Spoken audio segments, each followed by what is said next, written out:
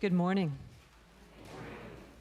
Welcome to the first Witness Stones event in Essex. It's wonderful to see such a great crowd gathered this morning. My name is Kate Wesch, and I'm the rector here at St. John's, and we are thrilled to host you this morning. While we are in a beautiful church setting, this is not a church service. It is a community gathering, and we are glad to see you all here. Witness Stones, if you are not as familiar with what this project is, I'm going to read to you from the website what the Witness Stones project is. The mission of Witness Stones is through research and education and civic engagement. Witness Stones seeks to restore the history and honor the humanity of the enslaved individuals who helped build our communities. While this project's been going on for a little while behind the scenes in our community, this is the first public event, and it's really exciting to see so many of you here to support it. I'd like to introduce my colleague, Jeff Smith, who sadly has moved to New Hampshire recently, but who has come back for this important event today because Jeff really was the one who got this started here in Essex. And I've asked Jeff to spend just a couple minutes sharing the story of how this project got started. So I'll hand it over to you, Jeff. Thanks, Kate. Good morning, everyone. Good morning. This project really got started by the Racial Healing Task Force of this parish. And people like Chip Goodrich came and said, "Hey, have you ever heard of a project called the Witness Stones?" I said, "No." And he told me a little bit about it and gave me the phone number for Dennis Cullerton, who's the executive director of Witness Stones. So I called Dennis. I said, "What's this about?" And he said, "Well, you know, we do some research and then we'll put a stone in front of your building that tells a little bit the story of someone who was enslaved at that location or connected to that location in some way." And I thought, well, that sounds great. You know, we see a lot of tourists coming up and down Main Street in Essex, and it'd be great to see some of them stop and look and say, "Huh, I thought that was a Southern thing." But then he told me about how they connect with the schools and how they help develop a curriculum for the students of the schools to learn more about the history of their own town. And I thought, wow, that's cool. We've got to do something like that here in Essex. And so I came back to the church. I said, "What do you think?" And then I went to people like Don Peralt here at the schools and Melissa at the Historical Society and Jennifer Carlson at the Connecticut River Museum and other faith organizations around town. Said, let's do this as a community. This is important, that people understand our own history to know where we are today. And so I just want to thank all of you for being part of this and for supporting this and for the incredible work that continues to be done. The stone that's going to be put out, that is out there today, is really the first. There are many more stories to be told here in Essex, and I'm looking forward to hearing about them. Thank you.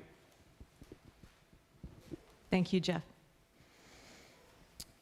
So if you look on the back of your program, you'll see the partners for the Witness Stones project. I'm not going to name all of them aloud today, but you can tell that this has been, as Jeff said, the work of many people in our community. And we hope that it will expand, and some of you seated here today will be interested, and you'll hear more about how you can get involved.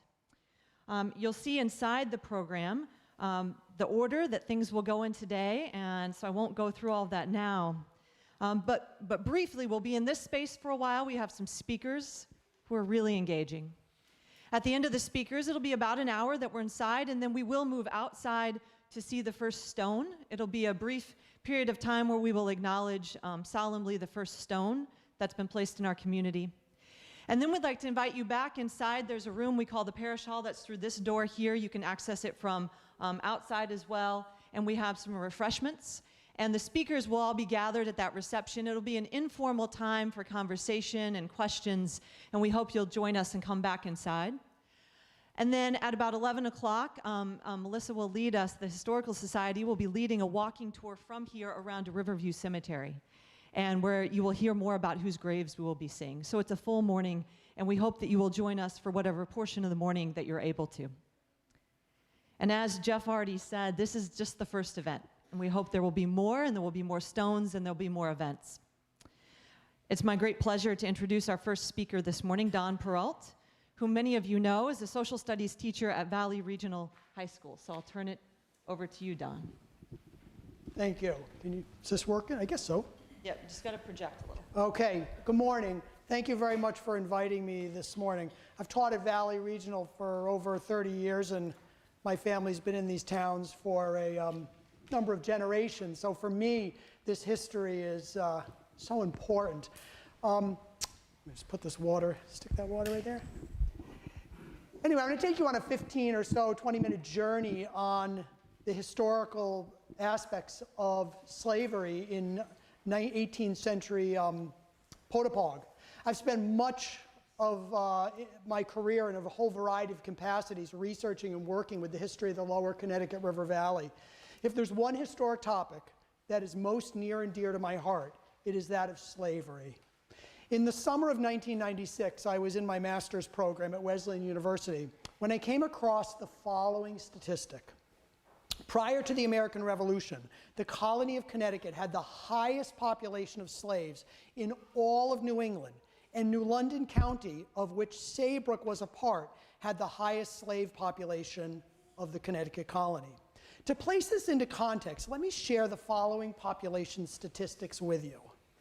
And you may not be able to see this too well, so let me just show you. But if you look at Connecticut in 1760 versus Massachusetts, you can see on the left there that Massachusetts had a higher number of slaves at 4,866 versus Connecticut at 3,783. But by 1770, we had surpassed them. And by 1780, we had surpassed them by quite a significant amount. Now, when you look over here at the population of Connecticut, you have to imagine Middlesex County was born out of the American Revolution. So Saybrook, which was Chester, Deep River, Essex, Old Saybrook, Deep River, was a part of New London County. And when you look at the statistics there, you can see that by the time we reach 1782, by 1782, New London has this enormous population of slaves. So what ends up happening for myself was when I read that, I was really taken aback. I was taken aback because, first of all, this put Saybrook, again, our area, right in the midst of this slavery. For me, this news was shocking. I had spent many, many years researching the towns and the history. In 1996, I was very well versed on the history of the lower Connecticut River Valley, and I might add, there were no mention of slavery, except for the occasional house servant, in any of the historical texts. I felt as if there's a great injustice done in the written history of our towns. 25 years ago, I set out to document the slaves of colonial Saybrook as a part of my thesis. I began to scour vital records, births and deaths of Saybrook Colony with minimal success.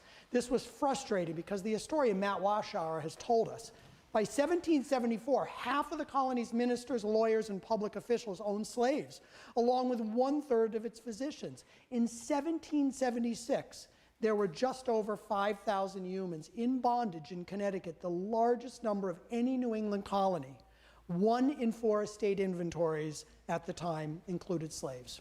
No matter how far I looked, no matter what I dug into, there was little mention of slavery until one day, 2 things dawned on me. The first, those enslaved would have been baptized by their owners, regardless of their age. And second, those enslaved were property and thus treated as such in wills and probate documents. As I dug through the wills, probate inventories, and church baptism records, the enslaved individuals began to come forth. There they were in plain sight. Uncovering those men and women who had been brought to this country in chains was an experience I will never forget. It was as if someone had pulled back a curtain to expose the sins of our fathers. To this day, one thing troubles me about these inventories, though, if you can flip to the next one, Kate, troubles me, and that is the slaves were always listed with the livestock. And on the left here, it's a little bit hard to see, but you can see it lists mares and colts and a black chaise and a sleigh and so forth. And then you can see a list of slaves right there. And then from there, it would go on to talk about pigs and so forth, cattle. What I soon discovered was the majority of slaveholders in Saybrook had a connection to West Indies trade. The trade reliance between Saybrook and the islands of the Caribbean would allow merchants and mariners to accumulate substantial wealth. In turn, the return cargo often included enslaved individuals who supported the lucrative market. At this point, I want to mention that I never came across any diaries of slave owners or slave narratives that would shed direct light onto the daily experience of these enslaved individuals. That's why later this morning, one of the presentations is going to really dive into this, and it's mind-boggling. Instead, I had to rely on what is known about the slaveholders through colonial records, such as birth and death records, court proceedings, wills, probates, and so forth. From here, I began to piece together the world in which the slaves lived and the jobs they most likely performed. For the historian, the term we use is working in negative space. You build a picture of the world the slaves lived in order to understand what their lives were like. For me, it was an amazing journey as the lives of these forgotten voices could once again be heard. Research shows that the local economy was made up of numerous slaveholders involved in a variety of professions. As a result, our enslaved individuals were most likely involved in shipbuilding, any form of maritime trade, lumbering, iron forges, rope walks, the carpenter shop, the tannery, laundresses, seamstresses. Without this slave labor, the economy of the lower Connecticut River Valley would not have thrived as it did. My research uncovered 118 slaves. And I know you can't see it too well, but on the left, you can see the red. And these, on the left, are the enslaved individuals. Then the dates that I actually was able to document them, the slave holders in the third column, the sources in the right. But I'm going to have Kate go through another slide, and you can just see it goes on. And if you go one more slide, it goes on. One more slide, and on the left. It was really quite, I want to say it was enlightening, but it was really quite shocking to see. Now again, we're talking Saybrook, and I'm going to constantly refer to Saybrook, but we're talking about Potapog, which was Chester and Deep River and so forth. Deep River and Essex, Pataconk, which was Chester, Pochog, which was Westbrook, and so forth. So we have to put them together because that's how they were thought of at the time. I'm going to go back to the origins of slavery, because this is what most people don't realize, is that the origins of slavery in Saybrook were born as a result of the Pequot War of 1637. Those Pequots not killed in the Battle of Mystic were rounded up and taken captive. Hundreds of men, women, and children were distributed amongst English and Mohegans and forced into servitude. They soon discovered that Native American prisoners of war refused to submit to slavery and constantly attempted escape. The colonists found a solution to the problem by shipping Indian captives to Bermuda and later the West Indies in exchange for enslaved Africans. In 1638, the first African slaves arrived in New England. With the Pequot War gone, the Pequot threat was out of the way, the English began moving outside the Saybrook. By 1647, families were moving into Potapog, 1648 Pochog, Westbrook, and in 1692 Pataconk. Farming offered the settlers the greatest opportunity for profits beyond their daily needs. Cash crops, things such as salt hay, onions, apples, corn, wheat, oats, flax, livestock, and fowl, such as cattle, goats, pigs, horses, sheep, ducks, chickens, and commodities such as lumber, clapboard, and bricks could be converted to ready profit. These profits were not made locally, but outside the colony. Primary destination, the West Indies. And it is here that the African American slave would be seen as a commodity for trade upon the return voyage. As trade increased throughout the 18th century, the demand for labor increased. Large shortages of labor became acute in the early decades of the 1700s, especially in places such as Potapog, Essex. The West Indies trade had fueled the demand for labor and in turn opened the Connecticut River Valley to increased slavery. A captain returning from the West Indies could find great profit in supplementing his cargo with African slaves, and the Connecticut River Valley was often the destination. Many of these enslaved individuals were sold right here in Saybrook. One such example was the Hearts of Old Saybrook, who owned a few household slaves from Africa. Records show that one little girl was purchased at a slave auction that was held periodically at the corner of the Boston Post Road and Main Street next to the Humphrey Pratt Tavern. This site is today directly across from the Old Saybrook Congregational Church. Another example is the merchant Jonathan Warner of Chester. Many of us know his house as the large, beautiful colony on Route 154 near the Chester Fairgrounds.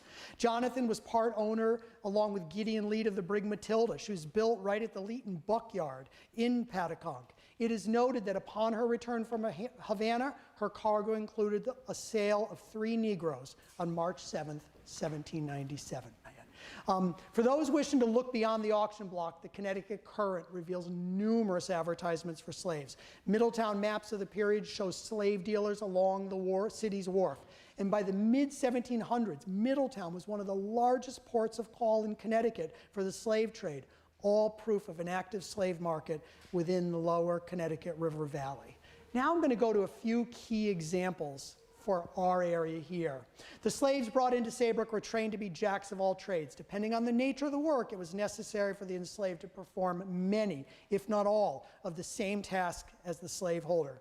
In this case, output could be doubled and tripled with very little overhead. Enslaved females were also purchased in order to offset domestic needs.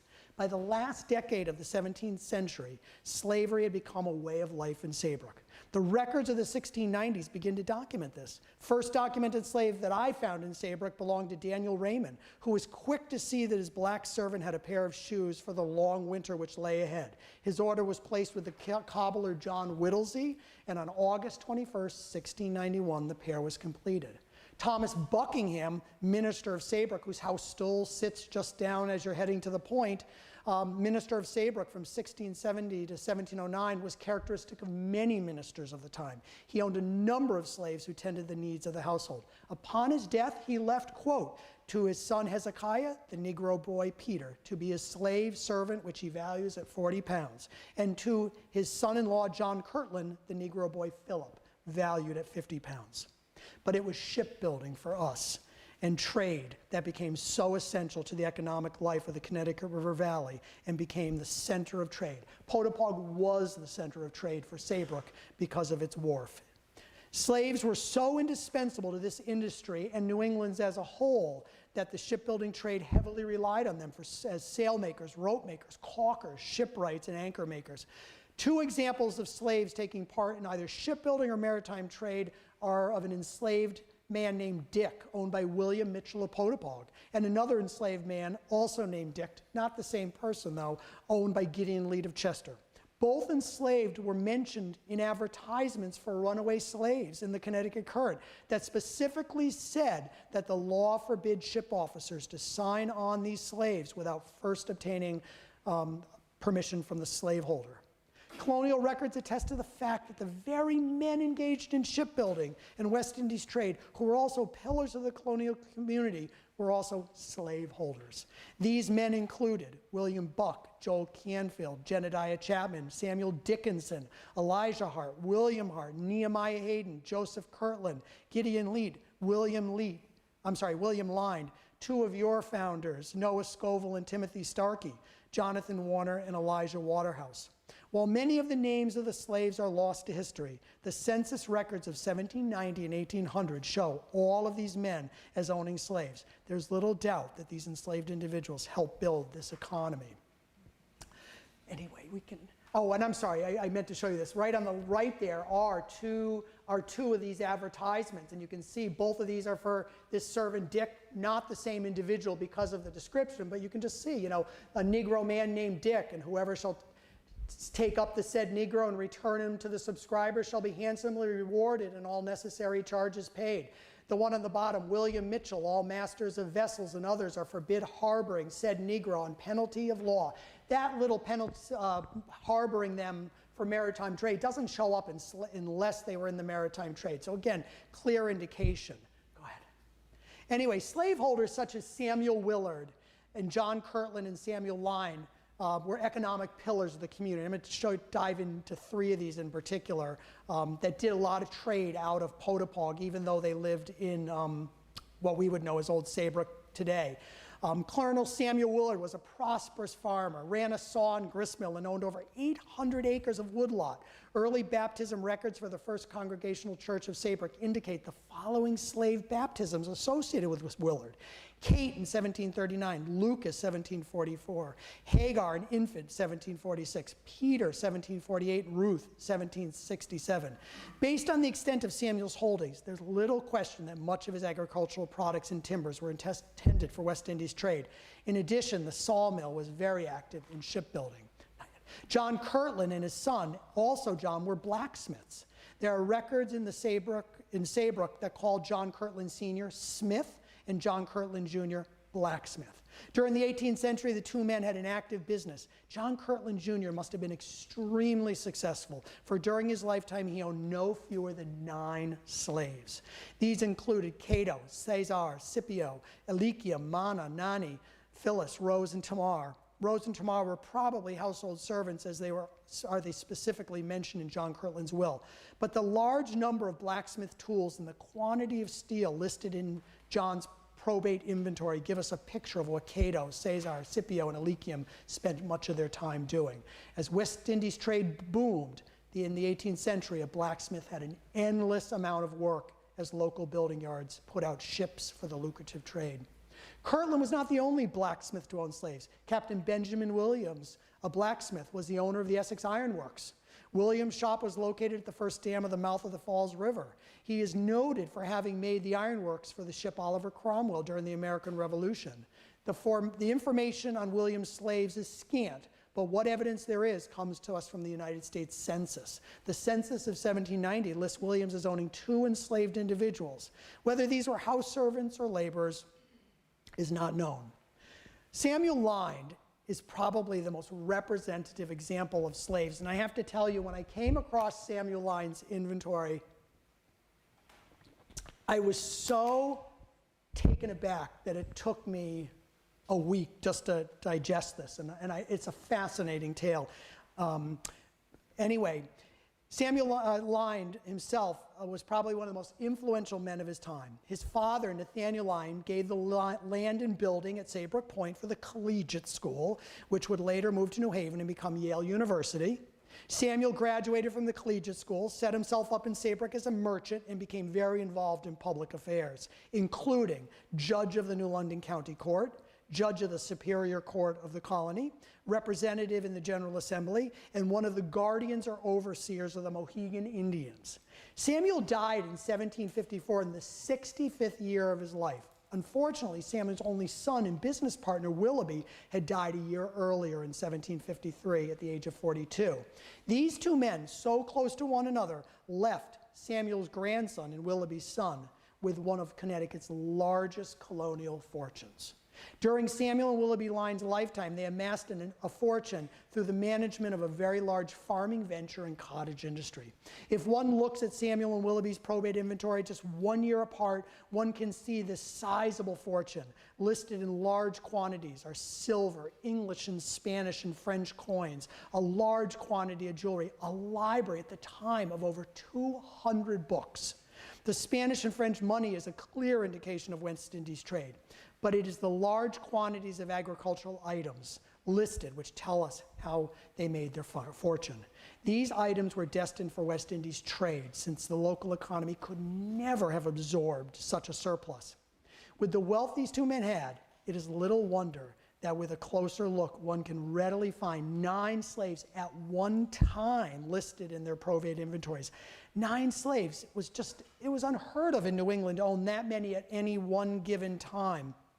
And these enslaved individuals included Tamar, Bristow, Scipio, Jenny, Jason, Zena, Zilpah, Phyllis, and Lily. Tamar, Bristow, Scipio, Jason, and Zilpah were working the farm regularly. It would have taken 4 or 5 men in addition to Willoughby to run such an extensive operation. And they had land in Saybrook, Essex, all over.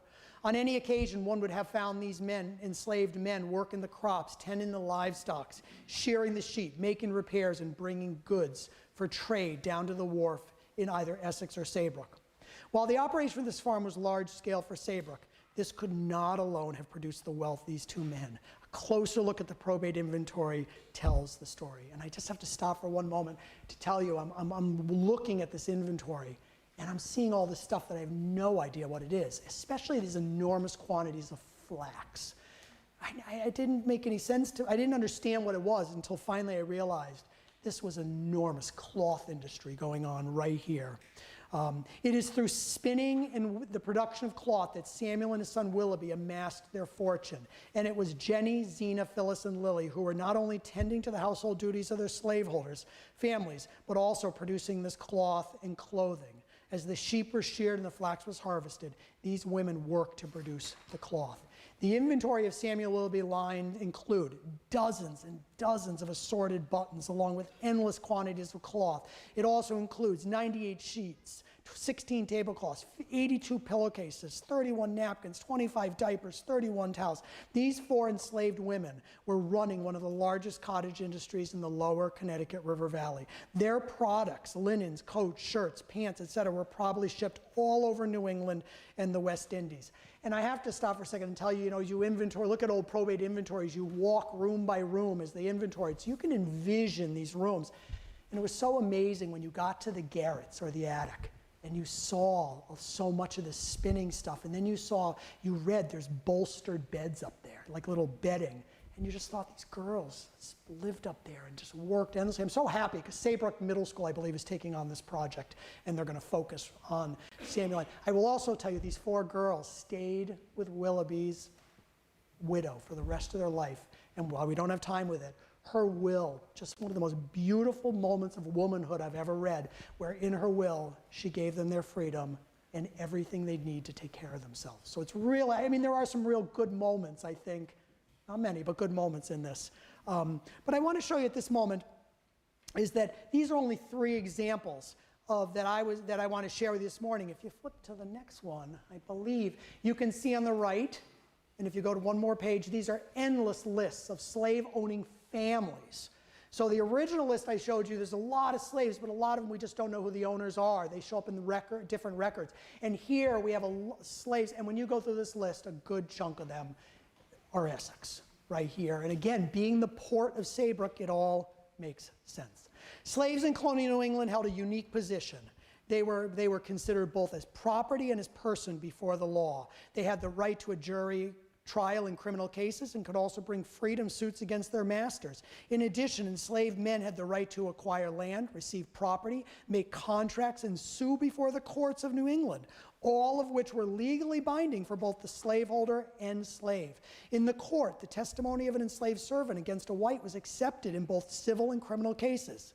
Yet this unique position of property and person before the law did not always translate into the daily life of the enslaved. While the laws may have given the enslaved certain rights, colonial legislatures also put into place a large body of legislation in order to control them that range from prohibition of drinking alcohol, illegal to receive or trade stolen goods with an enslaved man or woman, and a 9 o'clock curfew. Another Connecticut law held owners liable for court costs arising from any sort of slave misconduct. Hiring out a slave servant without a direct consent of the owner was an offense and was dealt with harshly. Those who were hired out usually had a contract explaining a specific terms of contract, and I believe Essex Historical Society has some of those. And you'll maybe talk about those this morning. I don't want to be a party wrecker. Anyway, in 1702, Connecticut law required that the slaveholder and his heirs take responsibility for their former enslaved individuals should they become indigent. Connecticut further enforced the law in 1711, allowing for the town to collect for the losses should a former owner be unwilling to support an indigent African American who had been awarded liberty. For the slaveholder, one of the worst fears, and one always present, was for the slave to run away, and Jim, I know, is going to talk about this. Almost every 18th century newspaper carried advertisements for the slave. Go to the next one. Yeah, the slave. The monetary reward varied, but the description is so fascinating. And if you look on the left, this is a very common picture you would see for a runaway slave. This was very common in the antebellum South prior to the Civil War. But believe it or not, this image started right here in 1768 in the New London Gazette. So this is an image that is born in our county.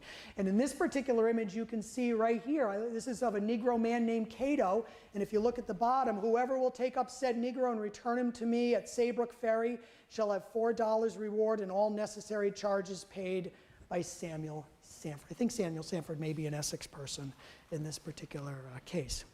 Well, with the American Revolution came new ideas about freedom and individual rights. As the abolitionist movement gained steam in the early 19th century, Connecticut would eventually pass emancipation legislation that would be enacted over time. Many who gained their freedom left Saybrook for areas where greater job opportunities were available or the likelihood of discrimination was diminished. As the African American population declined, so did their once rich culture, which had existed in the lower Connecticut River Valley. Streams were dammed, mills were constructed, and the economy of Saybrook was transformed. Where great fortunes had been made in trade with the West Indies, a new generation saw profits in mills along the Falls River and Paddock Brook. In the decades of the early 19th century, our new nation grew and slavery became a divisive issue. In this great moral rift over the institution of slavery, Saybrook, like all of New England, forgot its slave past. The sins of our father had been washed away as slavery was left out of the historical record. The question I would ask this morning is, why has it been so difficult in recent years to embrace our slave-owning past? Those men and women brought to Saybrook in chains are a part of our history. In so many ways, they represent who we are today as a community. We must reconcile with the past in order to set the historical record straight. 25 years after writing a master's thesis that not many people are interested in, it does my heart really good this morning to have this. So thank you very much.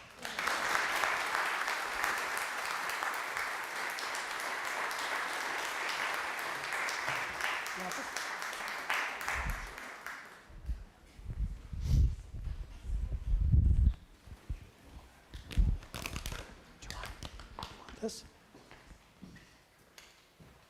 Pleasure to introduce Melissa Josefiak from the Historical Society. Welcome, Melissa. Thank you, Reverend Kate. Good morning, everyone. Can you hear me okay? I have a small voice like a curator, not necessarily like an educator. My task today is to talk about how do we know what we know? All the information that Don presented, that we're going to hear about this afternoon, that takes an awful lot of legwork on the part of the historians. What we'll be talking about are underrepresented voices, people like people of color, enslaved individuals, indigenous people, women, poor people. They do not appear in traditional records. They're not necessarily part of property transactions. And so there's a lot of legwork that goes into this to pull their stories from the past.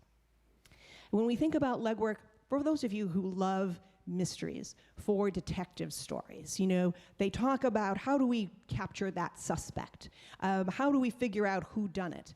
It's not necessarily the confrontation in the box and that great trial scene. It's all of the detectives that are pounding the pavement, that are talking to witnesses, that get frustrated, that get turned around. The same thing is true about historians. We get frustrated. We wind up going down wormholes, and it takes an entire village sometimes to find mystery, to solve that mystery for one person. When you watch shows such as Who Do You Think You Are, or Finding Your Roots with Henry Louis Gates Jr., and they show the celebrity all about their histories, generations after generations in a beautiful book. Well, I've said to my husband, that's not that easy. There's probably a whole truckload of underprivileged graduate students there that are doing all of that work, that are hunting things down just to get to that 20-minute segment. And that's true for us as well. So when we as a team, as the Witness Stones Project here in Essex are coming together, we are doing that legwork. And in some cases, we need a suspect board to connect all of those dots to make them all come together. And I'll give you a couple of examples in my talk this afternoon about how we're all collaborating. First, you need to start with the available resources, what we have at our disposal. For Essex Historical Society, I am the one staff person, but we're really blessed with 10 volunteer researchers who work with us on Tuesdays and Thursdays. And they're able to suss out details here and there and then connect with others. And of course, here at the church, working with the River Museum, with the Witness Stones Project, private collectors. There are so many available sources that once we start this ball rolling and the conversations, it just builds. And you start, first of all, with the searchable items. Probate records that Don was looking at. Go to the State Library, Connecticut Historical Society, There's a lot of online transcriptions of books. The team this morning, prior to the talk, we were just saying, and this was available through Google Books, and I was able to get it this way. Start with the internet. That's a great place to start. And then there are private collections. We'll also be looking at some items that were donated today that were part of the church's collections. So there's a great number of people that are interested in this topic, and once you start the conversation, they will come forward. Now, here at Essex Historical Society, we have our local collections: letters, receipts, ledgers, daybooks. None of these are transcribed. That's going to be a major initiative for us to get that all done and see what we can suss out. And then we have great secondary sources. Many of you remembered our former town historian, Don Malcarney. He has a fantastic collection of title searches and house files that figure out where these people are living. Once we connect the primary and the secondary sources, then of course, census records. Now, this can be frustrating, contradictory. We wind up with more questions than answers, and it's very tempting to head down the wormhole. And sometimes you'll get a fantastic discovery. We have an object in our collection, a receipt, as I was mentioning. And the front part of the receipt, its main business, is to talk about how Samuel Blakesley, the minister, which is today's Saybrook Congregational Church, was paid. And there are several subscribers, one of whom is Noah Scoville. You flip the sheet over, but it's actually a different kind of receipt. It's Charles Williams, Captain Charles Williams, is paying Captain Noah Scoville 20 shillings for the wages of his black boy. So there's the business on one side, and then a throwaway receipt on the other. And that tells us more about how labor was exchanged for quite possibly an enslaved person who has no agency, that black boy. Almost more valuable than the other side, the minister's salary. Now, when we get to that, there's a danger here. It's the I want to believe danger. As you want all of those disparate parts to fit. There are 3 Noah Scovilles.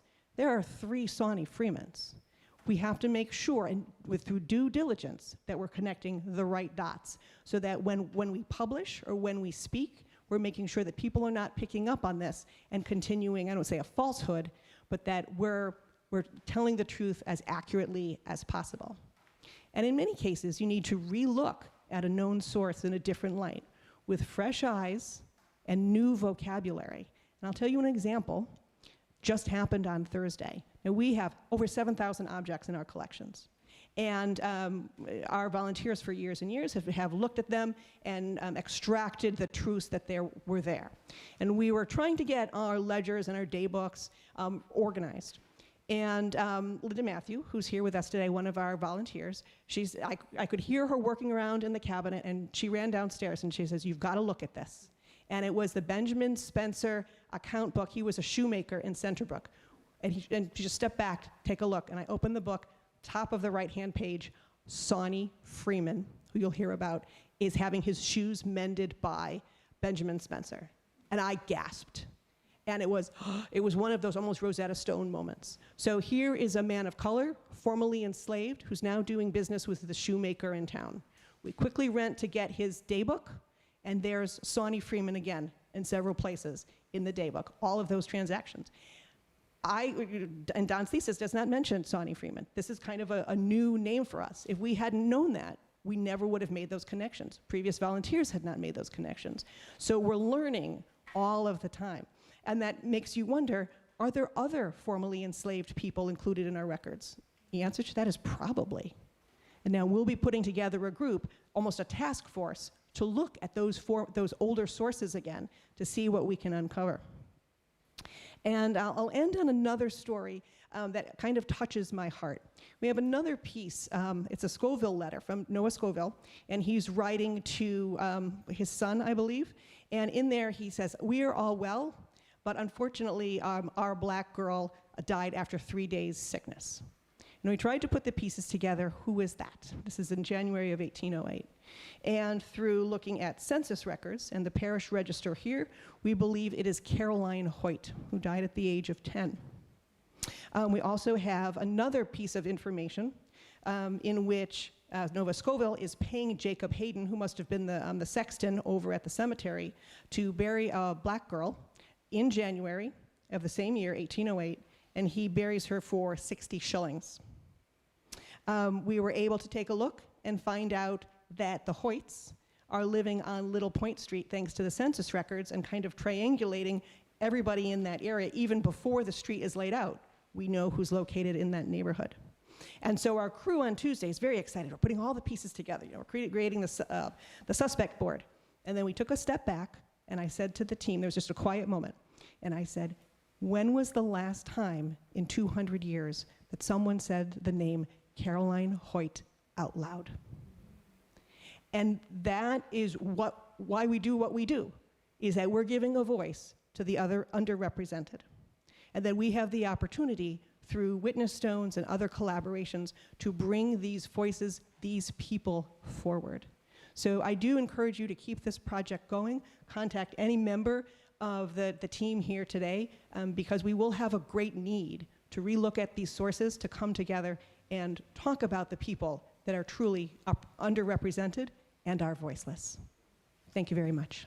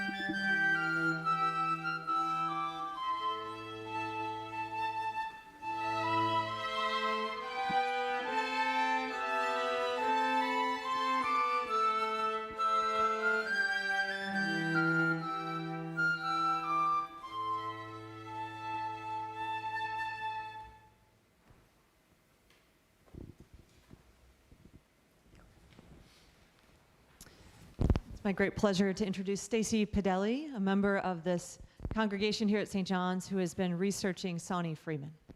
I got this one. She's got her own mic.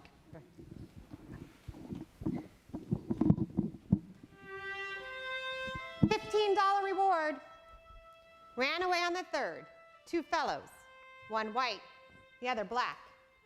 The black fellow, named Son, about 22 years old, 5 feet 6 inches, thick-set, is a fiddler, and carried a fiddle with him.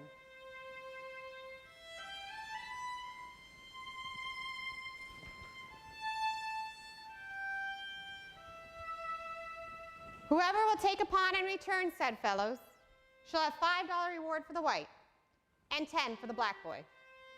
Line, July 3rd, 1790. Which one? Okay. So that was an excerpt of this document, which is a newspaper reward for 2 people. We believe the white boy was probably an indentured servant. The other one we believe is for a man we know as Sony Freeman. We believe he was born into slavery, but may have been an indentured servant at this time. We don't know if this reward was collected, but we do know that Swanee would eventually become freed and would live just down the road with his wife Clarissa in Saybrook. So when we go through Sony Freeman, as Melissa said, we've done our best to try and figure out the correct Swanee Freeman. We do it based on age, location. Being born into slavery, his exact date of birth is not known, but we believe it's around 1668. And we find a Swanee Freeman in this database, which is from the Mystic Seaport, and it's a database of protection cards. For those who are unaware, protection cards were pieces of paper that freed blacks would carry in hopes of having some rights. The fun thing about this one is we slide over, we get a little description of him. Scar on the ankle and great toe of the left leg, and a scar in the middle joint of his right thumb. We also find Swanee Freeman in this book. It's called Tapestries, A Living History of a Black Family in Southeastern Connecticut. And in it, it talks about Swanee Freeman renting a property from Robert Hungerford of East Haddam. Now, he also worked for Mr. Hungerford, and it also talks about his discrepancy in pay being black. That information led us to the Connecticut Historical Society, where Sierra and her team were ever so helpful in granting us access to the Hungerford documents, which is file upon file of random documents. In it is an account book dated 1776 to 1825. And it's a little hard to see, but over here we see Swanee Freeman listed twice, once in Lyme and once in East Haddam. So we believe he may have started in Lyme, moved to East Haddam before coming here and settling in Saybrook, which was called Saybrook at the time. So here we can see, this is in 1796 and 1797. Those are his credits and debts. So he's debted with renting the property from Mr. Hungerford, and he's credited with things like killing hogs, gathering dung, chopping wood, and weaving cloths, which makes us wonder if his wife Clarissa didn't have her own talents. We also get to see Swanee Freeman buying molasses, which was a common sweetener at the time. And my favorite, which is an IOU. I know it's hard to read up there, so we did our best to decipher it, to say it's dated Lyme, July 5th, 1793, saying, for value received, I promise to pay Swanee Freeman the sum of £2, 19 shillings and 11 pence, money on demand with interest paid as witness my hand. The signature on that side, who had been the person who borrowed it or owed it, is not really legible. We believe this one says Sam Selden, which is important in a moment. Because we also find Swanee Freeman in this book. It's called Black Roots in Southeastern Connecticut. And in it, it talks about his marriage to Clarissa. He was married December 22nd, 1791 in Westbrook. They resided in Saybrook, or Centerbrook. And at the back of the book is an index of no surnames. And in it, it states, Captain Sam Selden of Lyme freed slave Swanee in 1793. 1793 was the same date the IOU was, or same year the IOU was signed. So is that the same Sam Selden? Is that the same Swanee Freeman? We don't know. But what we do know is that Swanee was freed, and that he was working very hard to support his family as a freed black man. But that is not where Swanee's talent lay. Swanee was a musician, a composer, and a player of it. All of the descriptions we can find of Swanee talks about how he would accompany his violin or his fiddle with an organ-like instrument that he played with his foot. So you can think about like the one-man marching bands. You know, this was a one-man performer. His music was well known to the fact that it actually became published in 1801 by Isaac Beers and Company, a bookstore out of New Haven, and a musician's pocket companion. Now, during this time, freed blacks were Free blacks were electing their own form of government. Okay, so at the time in 1820, a new black governor by the name of Caesar was elected, and Swanee was commissioned to play for the celebration of his election. And thank you to Deacon Jeff, wherever you are, and the Trinity College Archives we have Swanee's music. And all the music you are hearing today was composed by Sony Freeman. Some of these pieces may have been heard for the first time in 200 years.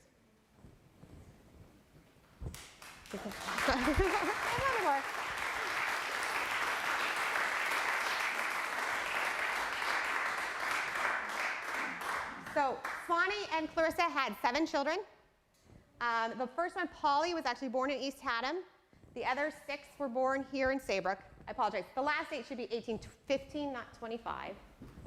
And Clarissa would die approximately March 20th, 1827, and Sani on February 5th, 1828. Clarissa was 51, and Sani would die at 58.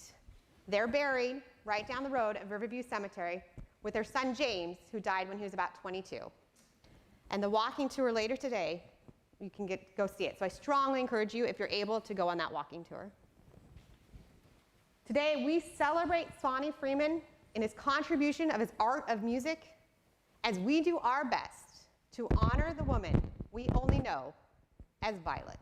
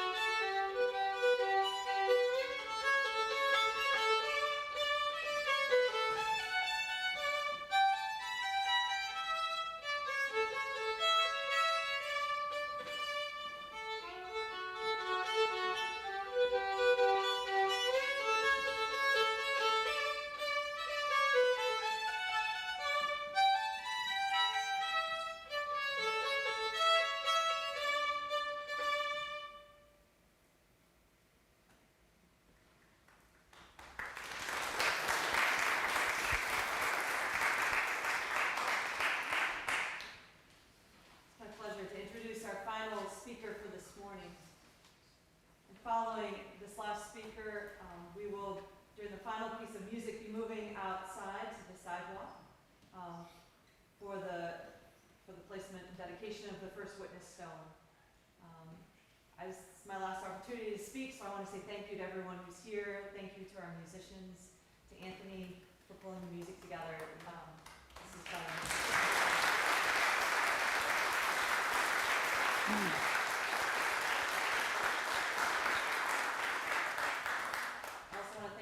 For being here with us this morning. Thank you for your support for this project.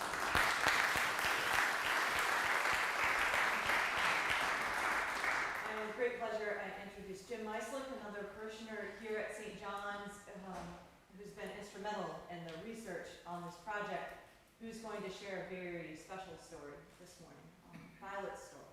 I'll turn it over to you, Jim. Thanks, Kate. It was just amazing hearing Diane playing that piece. It's just so joyful, and to hear it for the first time in 200 years and to have Sony's voice brought back to life by the musicians is wonderful.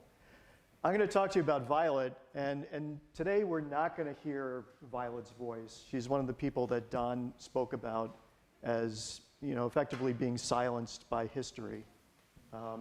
Violet was enslaved by Captain Noah Scoville who was a ship captain and a shipbuilder and a merchant in the West Indies trade. And the two of them lived in this area, round about 1800, right? So we go to the next slide here. Down or right? Yeah, okay. I'm going to just digress for a minute and talk about St. John's. So this is the second St. John's building. The first one was located over by where the Essex steam train is right now and was physically moved to the top of Prospect Hill around about 1800. So the church that Violet and Noah Scoville worshiped in was a wooden structure that was ultimately up on Prospect Hill. And this building that we're in today is 125 years old next month. And if you take a look at the papers back then about the dedication of the church, it's billed as a new memorial church. Now, why is it a memorial? The obvious reason is that there was money left in a number of people's wills to build this church, and their names are written on the windows in the back, and there's a plaque in the vestibule when you come in. But if you go down in this article, there's a whole long list of items that were given to the church, and in great Victorian way they were described as all these pretty objects. And the first one on the list is sitting right over here. It's a silver bowl, and this church has been using it for 200 years to baptize people. And the names written on this bowl are Noah Scoville and his wife Desire Pratt. They had great names back then, right? And it was given by his daughter Maria. But I think that the most obvious memorials in this building are these beautiful windows that you see around you. And each one of them has a name on it. There's Phelps over here, there's Bushnell over here. And there are 14 of them. 12 are in this room. One is St. John, who's out in the vestibule. And there was a second window, the Good Shepherd window that you can see over on the right-hand side there, that was moved when this building was renovated in the 1990s, and it's now over by the water fountain in the back. And if you want to see it, I encourage you. But the inscription of this one is different, and I'm going to read it to you. It's down here on the bottom, and it says, "In loving memory of our brothers and sisters in the Lord who are resting from their labors and who have no other memorial in this church." And I think that statement is very much in line with the mission of the Witness Stones Project, right? This book over here, which you're welcome to take a look at later on, is our parish register, or it's a kind of lousy copy of it from the 1950s. It's filled with hundreds and hundreds of names, most of whom are totally forgotten to history, right? They're just a name in a book. And I think that's just true. But there are a couple of names in here that really stand out as being a little bit different, right? So this is the first page of the book. It's a baptismal register from 1797-98. And the middle column there says if you're an adult or a child. And there are 3 names that are different. They're neither an adult nor a child. They're described as servant of, right? Now, servant of at this time meant slave, right? It's kind of a euphemism. It was bad form to say slave, you had a servant, right? And the first person on May 6th here, 1798, is Violet, servant of Noah Scoville. And if you look a little bit further down, you see 2 people that Don mentioned from down in Saybrook. Phyllis, servant of Samuel Hart, and Rose, servant of William Hart, who's General William Hart. They're 2 brothers that were extremely wealthy and lived down in Saybrook. And then what's kind of interesting is that you see down the bottom of the page, there's Noah Scoville and his son, and for the Scoville children that are baptized. So they were baptized after Violet. And you kind of wonder what's happening there. Did Violet come here on her own volition and was baptized, or was she forced to be baptized? Don mentioned that many people baptized their slaves at this time. We just don't know, as we just don't know most things about Violet. I mean, where would she sit in a building like this? There was a gentleman named Tony Bardo, who was a freed black man down in Westbrook, and we do know that he and his family were allowed to sit on the steps in the back of the church while the church service went on. So we don't know where Violet sat in the old building. And we have her name here. And if you take a look at another page, you see that Violet, who in parentheses was a black person, was admitted to the sacrament. She took Eucharist in 1798. So she was baptized. She was a communicant, which meant she was a full sound. Christopher, we don't know his wife's name, and two of Caroline's older siblings, Jacob and Eleanor, were baptized here. Right? So, this very well might have been the end of it, right? They might have just been names in a book. But through the kind of chance preservation of records, as Melissa was talking about, we have an enormous amount of information on Noah Scoville, right? Almost all of his ledgers and ship logs and correspondence still survive. Most of it is in the Whaling Museum in New Bedford. There's some down the street in the River Museum. There's some in the possession of the Historical Society. And there's a whole bunch of letters in the Connecticut Historical Society in Hartford. So Violet's voice is silent, right? But what we do have is Violet's actions. Now they're filtered through, newspaper clippings and letters from Noah Scoville. But on the night of the 14th of January, 1802, Violet ran away. And you could see her, the runaway bill, which is up on the left over there. And by a stroke of good fortune, the original is sitting right over there. And it's loaned to us by Jeff Paul, who lives in Essex, and some of you know is a co-owner of the Grizz down the block. And what this says is $10 reward, ran away on the night following the 14th instant. Violet, a very lusty Negro girl. That did not mean what it means today. It meant kind of vigorous.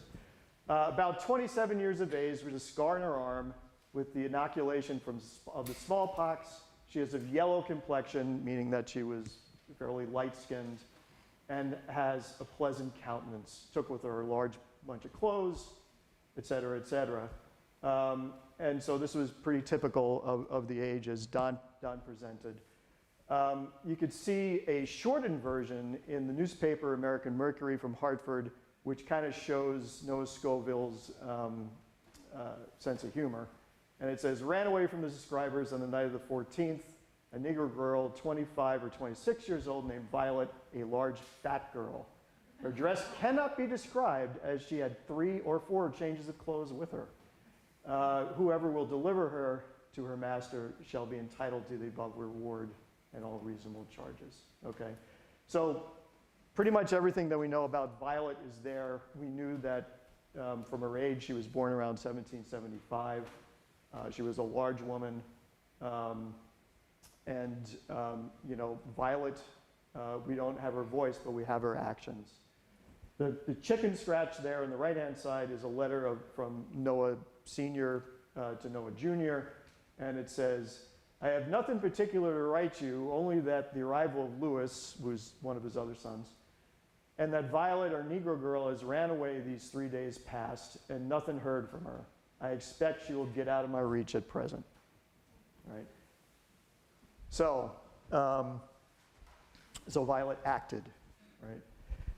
And as you go through, fast forward another year, Violet ran away, but Captain Scoville found her, right? And this is a note that's in, again, the Historical Society collection. And it's from him to a person named Captain Lewis Jones, who lived up in Goshen, Massachusetts, and used to live down here. And it says, effectively, you can see down the bottom, I left the girl at Mr. Edwards on the 15th of August. So he found her at William Edwards's tannery in Northampton, Massachusetts. And he visited her, and he was trying to convince her to come back home. So Massachusetts was a free state at that point. Connecticut was a slave state. But there's so many questions that this opens up. You know, how did she get there? You know, today it's only, what, an hour and 15-minute drive north to get to Northampton? That was a long haul back in 1802, not to mention if people were looking out for you, right? So was she traveling at night? Did she have help? Was this an early example of the Underground Railroad? They're all questions that, you know, I think we can ask. Why did she pick Northampton, right? Was there any connections between Essex and Northampton at that time? And how did Noah Scoville find Violet, right? So all these questions, I don't know if we're ever going to answer them. Maybe the answer is in the Whaling Museum. Who knows? And he's hiring Captain Jones basically as a bounty hunter, right, to go and bring Violet back, right? You can hear the ship captain here. You have my orders to call on Mr. William Edwards or anyone else who has the possession of my black girl, Violet, right? Again, this might have been the end, but we have a remarkable set of letters also that show the negotiation between Noah Scoville and William Edwards, right?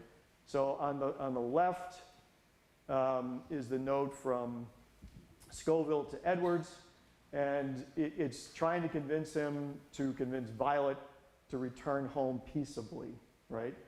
And interesting is it says that, you know, if she returns home peaceably, I expect that I have bought the time of Violet's brother of Captain Jones. So maybe Captain Lewis Jones owned or hired her brother, and she can live with him, right? So that she wouldn't be alone if she came back.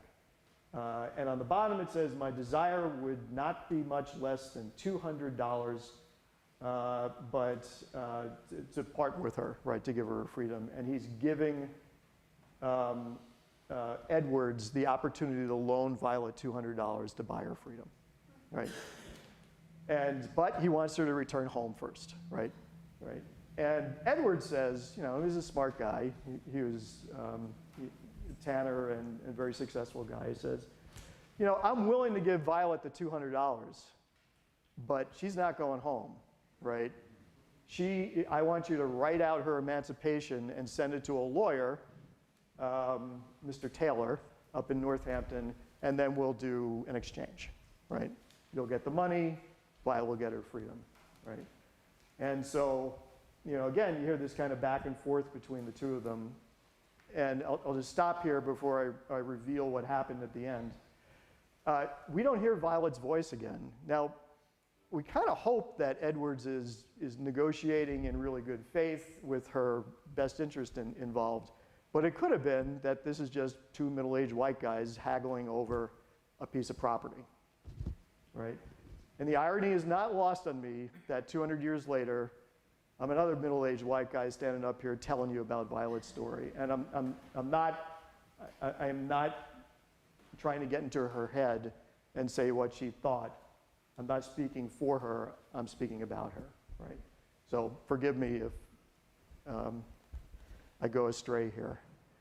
But what would you do, right? If you were Violet, what would you do? Would you go back here? No. Would you stay with Edwards? No. That's right.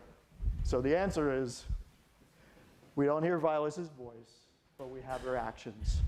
Violet takes off, right? And this note's 1806, so it's a few years later, and it's from the lawyer. And he's surprised that it took Scoville so long to contact him. Now, it turns out that he went to sea and, you know, he was doing other stuff, right? And it says, I must refer you to Mr. Jones for the particulars that were going off, as he came to this place after her and found that she had left Edwards and heard Edwards' excuse. The fact is, really, as I suppose, she ran away from Edwards, contrary to his expectation. ... The girl is now, I suppose, in Boston, but where to find her, I know not. Right? So, Melissa, there's actually another note in this group that is, I think, the same note as you mentioned before, saying in 1806 that our black girl died. That black girl was not Violet. She did not come back here, right? It was, as far as we can figure out, Caroline Hoyt, right? Well, we hope to talk about some other time. So Violet got away. And, it's kind of amazing that we have all of this. Maybe we'll find out more about Violet over the next couple of years. It could be in the Whaling Museum or whatever. Maybe we find out where she came from. But I think this is, a great story.